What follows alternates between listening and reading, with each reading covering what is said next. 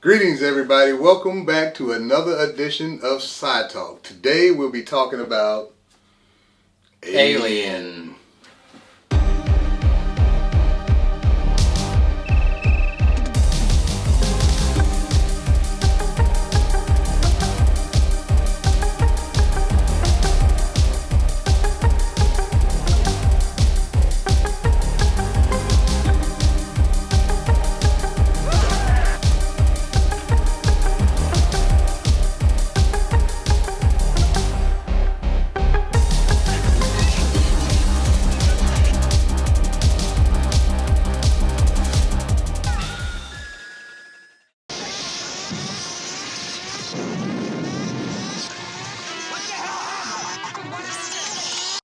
And we are back with another edition of SciTalk when we're talking about a sci-fi horror movie, Alien. Yeah, one of my favorites. I think one of everyone's favorites. Absolutely. Just generally, Alien is just iconic in general. Mm-hmm. It introduced us to a monster that we can all fear and love at the same time. You talking about Well, love? I love to watch him. Yeah, true. But I would hate to meet him. It's funny. It just You sounds know. so cliche, like you're marketing the film. But yeah, right. What you mean? We can feel Hey, I'm him and being love him. sincere, man. But yeah, hey, we like Alien in our heart, just like we like Predator and other stuff. Absolutely. But yeah, this one is definitely one of the Well, best atmospheres for being like deep space.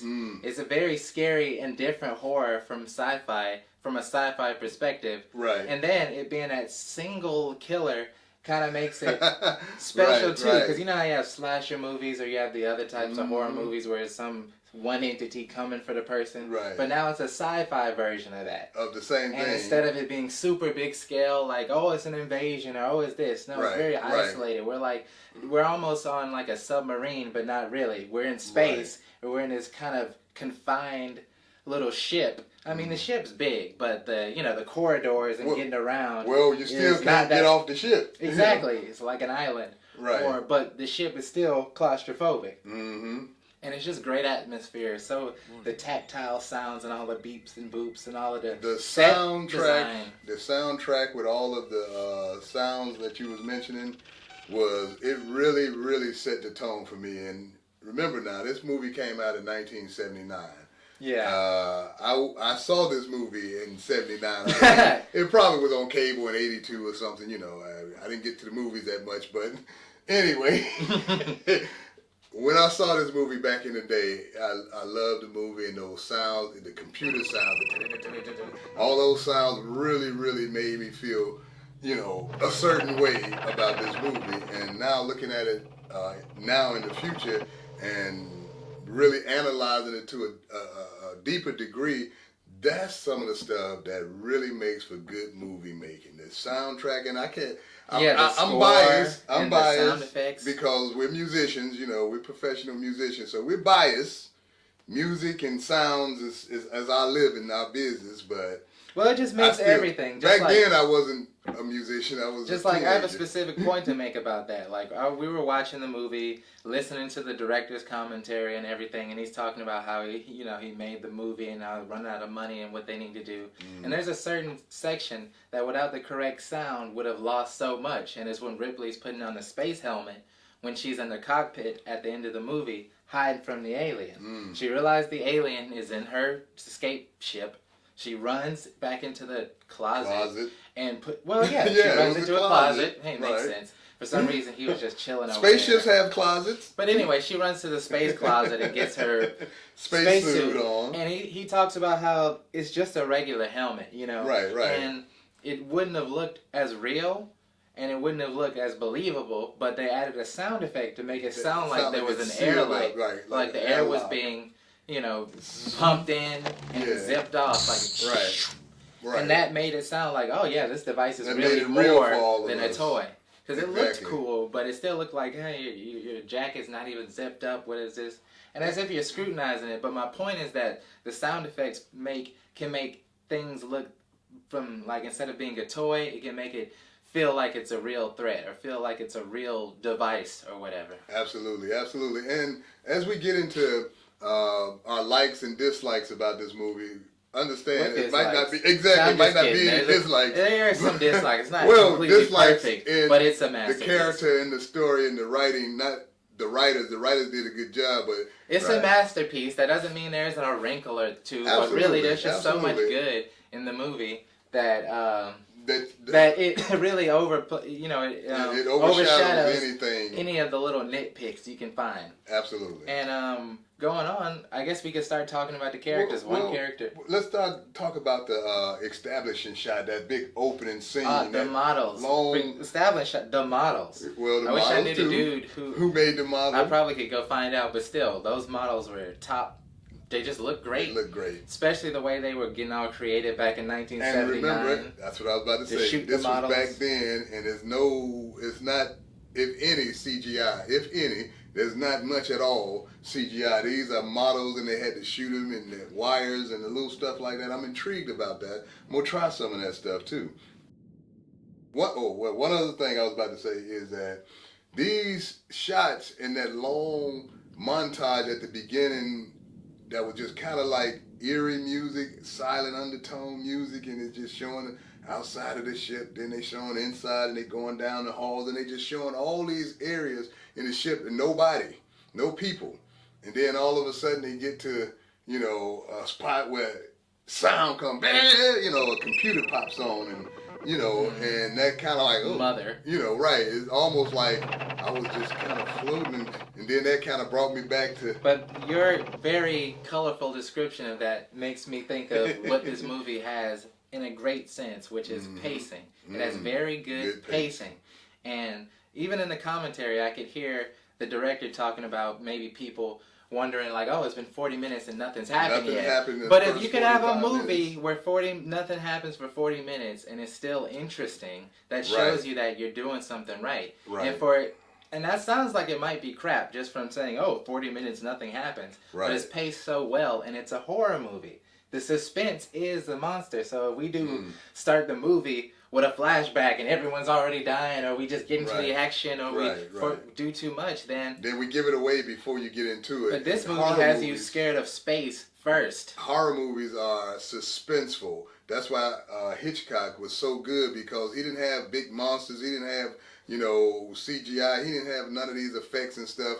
But he scared you to death, like with Psycho and stuff like that. You know what? It's a combination of course, the soundtrack and the sound effects and the acting. Right. But also the set, where you are. And I mean, when I say set, I mean the locale, the environment. Right. What is a scary environment? Like in Predator, I'm stuck in the jungle, and there's something worse than something worse than what's already in the jungle trying to kill me. But what's scary by itself? Just being, stranded in the jungle. The jungle is scary. You can die out there. In Alien, with their establishing shots and the foreboding pacing and just being in space, in the coldness is of scary. Space. They have it to where you can be afraid of, is something going to go wrong in this ship? And then, And when their tagline, which became famous, was "in space where nobody can hear you scream." Right. So they kind of gave that solitude, this big, massive ship in the middle of space, nowhere, and then all of a sudden they get called to a planet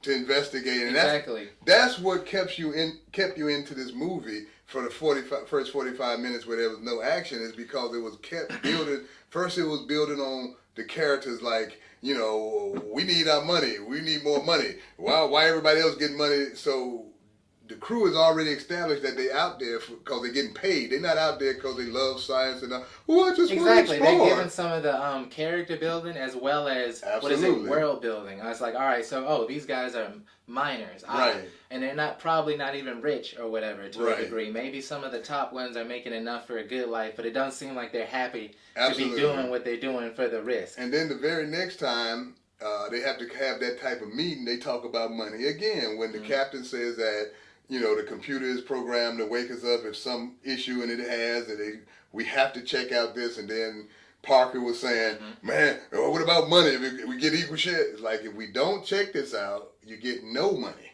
So they already was establishing that most of these characters were only on this ship for one reason, money. Now, there was one anomaly. There was somebody on the ship that wasn't there for money. But we can talk about that when we get there. Yeah, when we get there, when we get to the whatever. But definitely the pacing and the environment is perfect. It's very scary. Mm-hmm. The idea of being stuck in any type of machine, isolated, whether it's like deep in the ocean or out far in space, the moment it doesn't feel like we have... Well, let me put it like this. Their technology does not feel like on Star Trek, where it feels like, oh, we can do anything. Oh, the hull is broken, just put a force field over it. Right, and we'll be able to make okay. it. Right. No, this shit feels like it's falling apart when everything's working perfectly. You know? Exactly. And it doesn't look bad, but that's one thing about the setting. It wouldn't have been scary if, let's say, the tech was so far advanced, but they were not that far advanced. It didn't even seem like they had warp drive or something. Exactly, because they had to go to sleep, you know. Yeah, they had to hypersleep or whatever that is, but yeah, the setting is to where it's not too futuristic and it's not too in the past, but I like their take on the future of technology with all the computers and all of that. And then it was in 79, so it's so dark. How deep could they have made the technology back then? But it's all about the art direction. And that's what it was. But check this out. One thing you mentioned about how they established that the tech was kind of rickety when they were coming down to the planet to investigate, and the director was saying in the commentary that, you know, when all of that trembling and stuff, they had to get behind them and shake their chairs and make them, and they had to do their lines while they were shaking, and, oh, we're about to fall to the planet, and we need to get the trajectory right, and they had to do that. Anyway, but then, and so they made it like the ship was already, and then the little foot just stepped on the rock and it like broke the ship. Oh, it didn't break the ship. I know, but the ship was broken coming through the atmosphere. It feels very desperate, everything they're trying to do, and very difficult, because when it landed and their foot gear was on the rock, and then in the cockpit, it's just like... Right, everything just blowing like, up. How is this wired? It's like... But anyway, it still helped the atmosphere of that they're not invulnerable. They're not on top of the situation to where they're just like can be nonchalant. Like, oh, here's a safe place to land, just land, like a helicopter on a helipad or anything. It was like, oh, this is, you know, difficult. Even when they lift off Parker, what did he say? Walk in the park. Of course he would say that, Parker. Well, he fixed it. When I fix something, we stay. When we fix something, it stay fixed, don't it? And that leads me to, I have to go into it, the characters. Okay, let's go into the characters. So you mentioned Parker. Right. Everyone likes Parker. Which was a colorful person. I don't feel like Not that he was just colorful, but yeah, I mean, I'm not saying he was a colorful character. Yes, very colorful. That's all I need to say. Anyway, Parker was, he was the charisma on the ship. Yeah. He was definitely the charisma. He was the most, I don't know, he out of all of them, even though he had the most problems, he felt like the glue that held everyone together. Especially when it started to fall apart, too. Yeah. Now, Ripley, we know where she fell in as being the leader and stuff or whatever. But I'm just saying that Parker was definitely charismatic and was liked more than Ripley. So people were more inclined to, I guess, be towards his side or whatever. Right. In the sense. Not saying there was any real problems, because when the alien stuff hit the fan, everybody was working together. Right. Except one person. But... And we know what he was working for, and that's something different, and we'll get to that. But back to these characters. Now, you know, establish the characters. Dallas as a cool-headed, level-headed, kind of soft-spoken leader. Kind of, understated, kind of like in his own thoughts type of, it's not like he's quick to... But he's confident in his command. He's not really, worried about anything of that nature, because it's just a job and just mining. I'm the captain, but I'm not like, oh, this is my ship, and, none of that stuff. It's just a job. It's a corporation ship. It ain't even his ship. It's just a corporation. He's just in command of the mission. And then you get to the person who's second in command, who don't really matter, because he gets an alien on his face and gets killed the first, and he don't really do that. What are you talking about? Cain was the second in command. Oh, he was the second in command. Right. That's why when him and Ripley was the third in command. So when they two was off the ship, she was in command. And that's why, And they made it feel like she was kind of anxious to be in command and in the boss or something. They kind of made us where Ripley was like sticking her nose in places it wasn't supposed to, but Ripley was the smartest one, and she did the right thing when they came back with some... I mean, we can get into that. We'll get into that. But overall, if we just go through the characters, they were a well-rounded cast of interesting characters and interesting personalities. We had Parker, which was the more, I guess, outgoing, charismatic one. Brett was more frank. Brett was his boy. Right. Brett was more of the chill, kind of dopey, but I guess competent at doing his competent engineer. Not really trying to get his nose into any of that. Not trying really to just good do his thing. socially. You know how that go. You be brilliant on one, but you're not that. You're kind of awkward socially. He was just chill type of dude, and he wasn't trying to poke his nose into any of the other stuff. Right. You know what I mean? Except the bonuses. Parker. You talk about the bonuses. Yeah, and then asking Parker to do it because he ain't even... Right, and then he say, right, I don't want to talk about that after Parker brings it up. So anyway, interesting people. Then you had, Kane, second in command. First person to die. And he didn't really have much to say before. I think his personality was that he was a red shirt. Yeah, he was a red shirt. It was like, okay. But all of them were red shirts except Kane Ripley. didn't really have much going on except he had an unyielding curiosity for dangerous things, apparently. Yeah, let's talk about that. Let's talk about that. When he went down, when he went down in the ship, and he saw all these eggs, and he saw this little mist, and then he slipped down. Oh no! It's like, all right, guys, pull me up. I've seen enough. There's a bunch of eggs down here. Let's go. And that's what it been me. But why are you curious to see what is this egg-looking like thing? Oh, and then you touch it. Oh, it started dripping upward. So now I'm real curious. No, I'm not. I want to get back and go somewhere. Or if I am curious, first of all... But then it opens up. Yeah, it opens up. That's definitely when I'm at least watching it from a distance. But anyway, yeah, I can't say much about his character besides that he was the person there to probably get killed or whatever. Not saying his acting was great or whatever. And I feel bad for him. We learned that to do that famous scene with the alien coming out, you had to be up under table the table at a very awkward angle. What they said, S-type an S shape. S shape. You had to be in an S shape. And then Ripley. We got to talk about Ripley.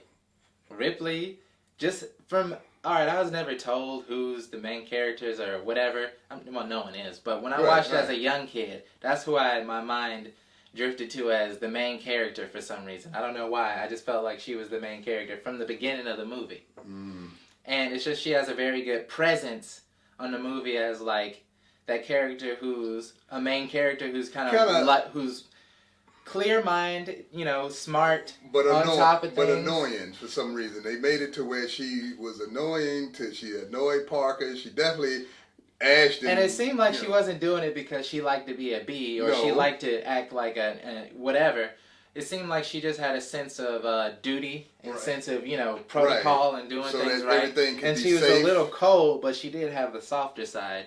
And I like how they did do that. They kind of make you feel like, oh, she's the annoying one. She's probably corporate coming to mess with this. Or, why are you messing with us? Why are you coming down here? Let us do our job. Exactly. And then they, pretty much establish her throughout the movie, especially once Dallas got killed by the alien in the tubes. Why you in the tubes going looking for the alien? We'll get to that. We'll get to that. Anyway, after he got killed, she was in command technically, but in reality, none of those three were ever in real command as it relates to this alien, as it relates to getting this organism back to Earth. Well, let's get into it after we talk about Ash. Ash the robot, okay?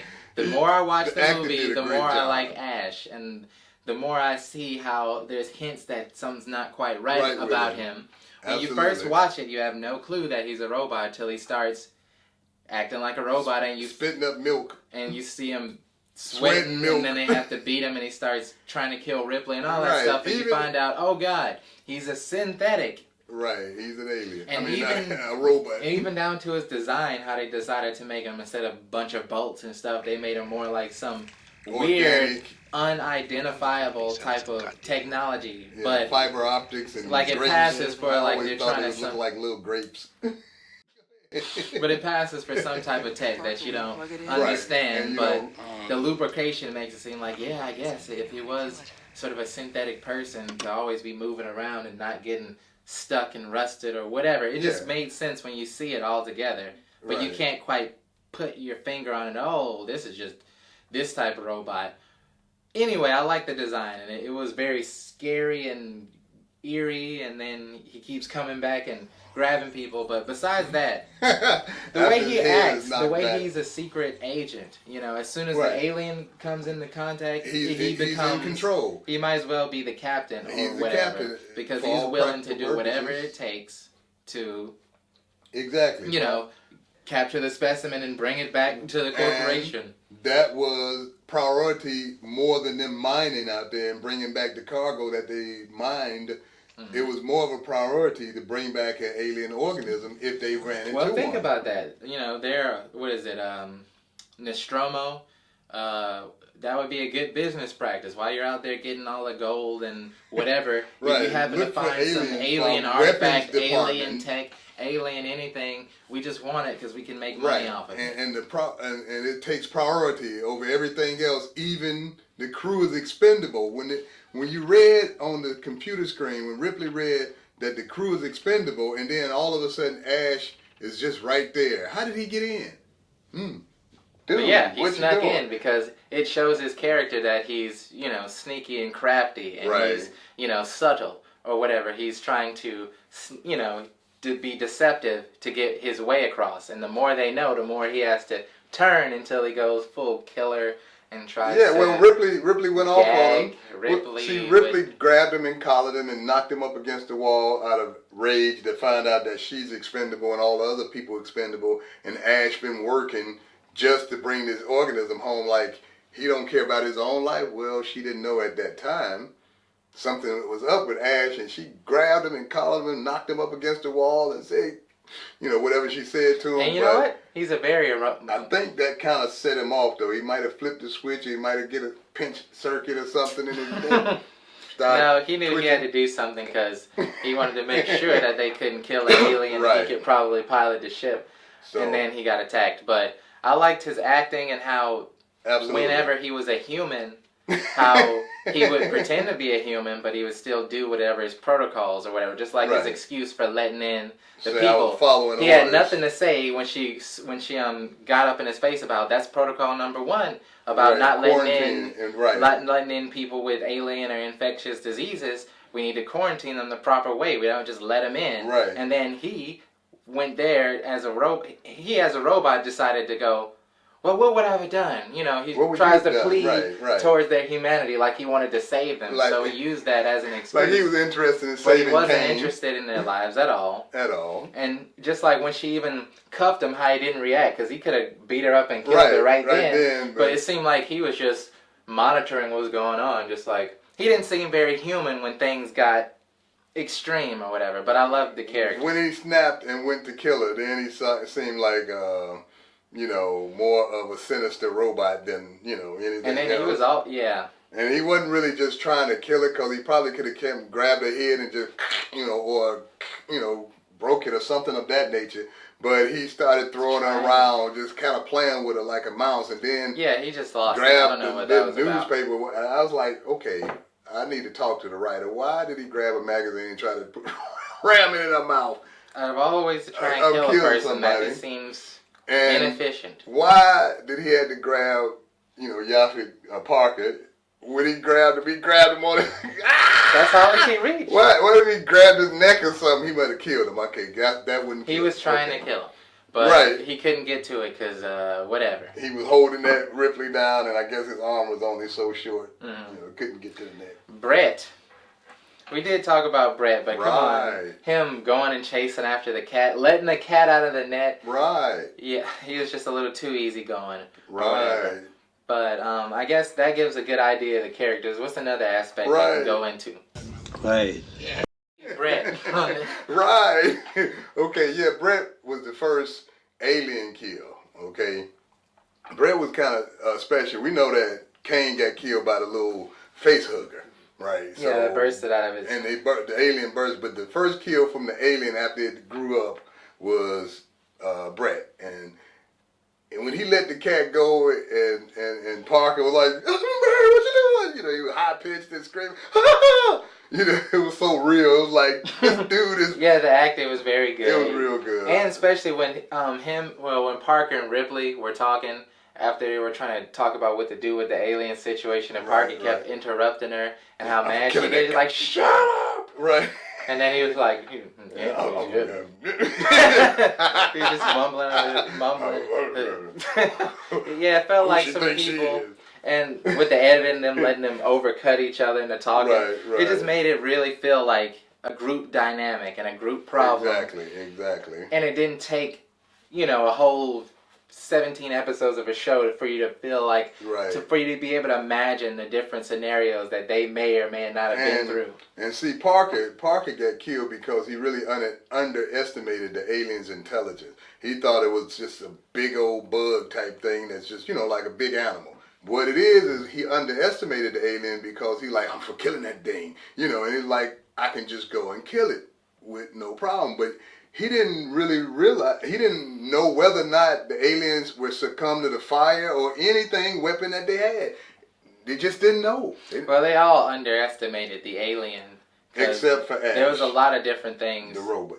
Oh, he didn't even try to do nothing to No, he didn't underestimate him because he knew what you're dealing with is a pork. Remember? When they put his head back up? Yeah, perfect organism. Perfect killing machine, organism, whatever he was. Totally adaptable to any environment. He's so emotional that he almost pretty much jeopardized the mission because he could have killed Ripley there. Yeah, maybe because he wasn't sent there to kill them. And he's not really programmed to do that. Right. He didn't really know what to do. And he just started doing stuff that eventually would cause their death. But either way, the story still is compelling, and these aren't things you really think about when you're watching a movie because you're caught up in the mystery. Mm-hmm. And Ripley smarts is what really saves her, going through those files and figuring out the situation with the corporation. And when they decided to blow up the ship and leave and get on the shuttle and take their chances, they probably should have just did that and went to hypersleep, but they was going to get a whole bunch of supplies. But let's say the theories of we know the movie's the movie. Right. But how I would have survived if I happened to have been them. Because that's what I like to think about. Sometimes these situations inspire to think, what would you have done in that situation? Because I think, depends. I didn't see that alien break through one door. No. And it's implied that, these tubes and these Jeffrey's tubes, I say that because of Star Trek, but these pipes between the ship, that there's a lot of space and it can get a lot of places. That's kind of implied. Right. But it would be silly if he could literally just get anywhere in the ship. Right. And then I would imagine that some of those hatches he would have to break down. Those junction hatches that came together, he would have to tear through them. And it seems like to me, I'm just saying, that the noise of him breaking through that metal plates that closing together like that, they could have just closed all the junctions and he probably couldn't get out into the ship. Mm-hmm.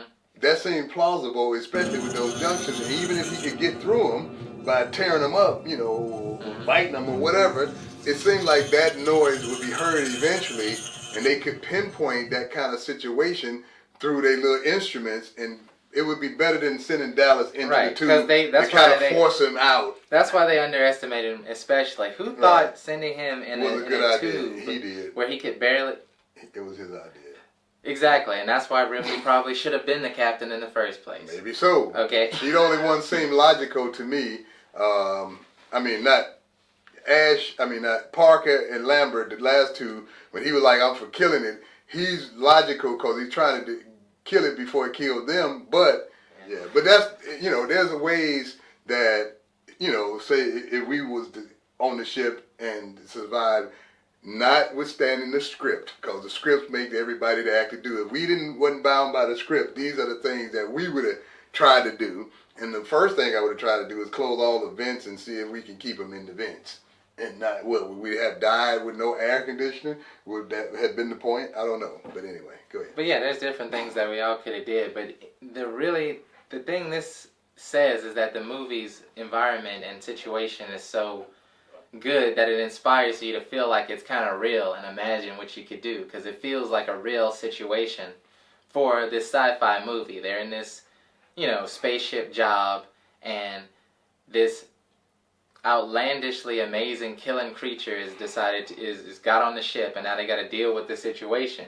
Mm-hmm. And the environment and the atmosphere and the characters are acting so well that it inspires you to think about all the different situations going into the movie. And that's really a credit to the whole team, and mainly, I say, to the practical effects. because if it was full of CGI, Right. not saying CGI is bad or any form of modern computer graphics is bad. But they didn't have it back then. They didn't have it back then, and the use of practical effects allows you to use, if you do it well, the best graphics we know of, which is real life. You know, is how we look, you know. If you can somehow use practical effects to get across, like when they had the alien busting out of his chest, how they had the real thing and had it bust through the t-shirt and stuff, having using real t-shirts and real props and stuff, makes it feel scarier, more realistic. And make it more realistic to see the t-shirt come Even off if and stuff, it wouldn't look like... it wasn't CGI, because most people can spot CGI. Now, there's a lot of CGI you never realize is CGI in modern movies. But most people can spot certain things like that close-up of the alien busting out his chest. If his shirt had came up and it was kind of CGI, you may have said, that kind of looks CGI. Yeah, you would definitely be able to tell, most likely. Yeah, practical effects. Yeah, the practical effects were definitely what really brings me back to watching it and feeling like it's something special to see. And then you look at how the alien was designed using practical effects. It's a guy in a suit, but they make it so well, he's usually sitting down or in different weird angles. This is not the type of monster movie where it's jumping around doing backflips like an agile creature, but in your imagination, it can.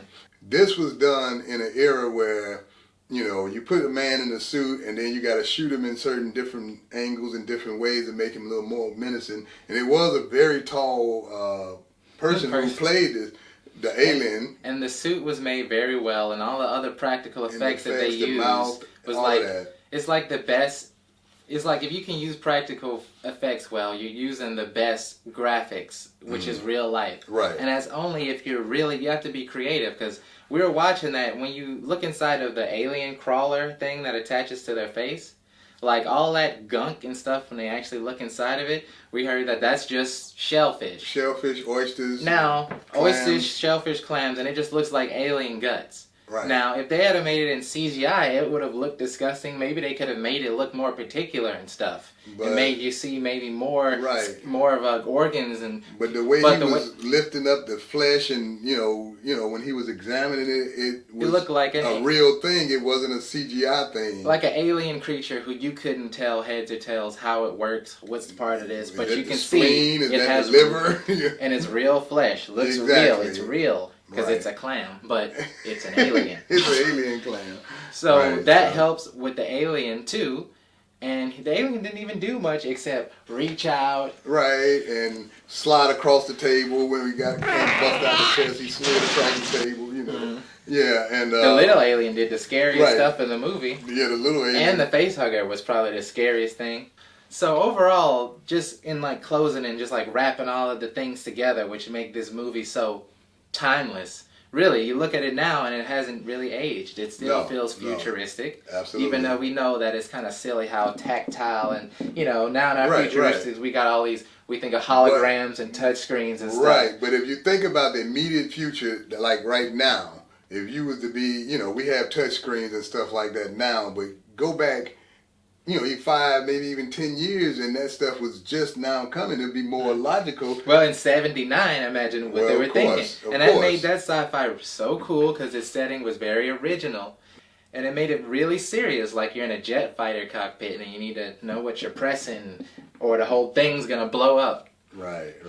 Oh, you never got to say what you didn't like. We never talked about what we didn't like. Well, because what we didn't like is what would you say you didn't like? I feel like Parker's death was cheap. Yeah, because I don't know, you're trying to save her, but I think I would have threw something at it and tried to get his attention. I wouldn't have ran over there like I'm a big man and I can go and muscle you. I mean, come on, this is an alien with acid for blood. Both of them might have had that's to like get the 11 fire. feet tall. You know, I might have not shot the fire because I'll burn her up too, but I would have tried to lure it away without running over there trying to act like, okay, man, it's me and you. Come on now, we gonna fight. Just jumping at it crazy. So here's what I feel that was cheap about it, especially. In that situation, she became a deer caught in headlights. Right. And I guess the director definitely wanted to end up with Ripley being the last one alive, which is a cool theme, thing. Final survivor, cool, great. My favorite scene in the movie was when they showed Ripley's dirty fingernails, and then they all of a sudden showed her eyes come up, you know, and then she came on up. That was pretty cool. It was a close-up of her fingernails, and they was all dirty and sweaty from, you know, running around the ship and stuff like that. That was a pretty good shot. Yeah, overall, just an amazing movie. Great story, great acting, characters, set design, environment. Yeah, it is a much watch. So yeah, guys, thanks for checking us out today. Thanks for hanging out to the end. Make sure to like and subscribe. Make sure to check us out in the next video. Peace, guys. All right.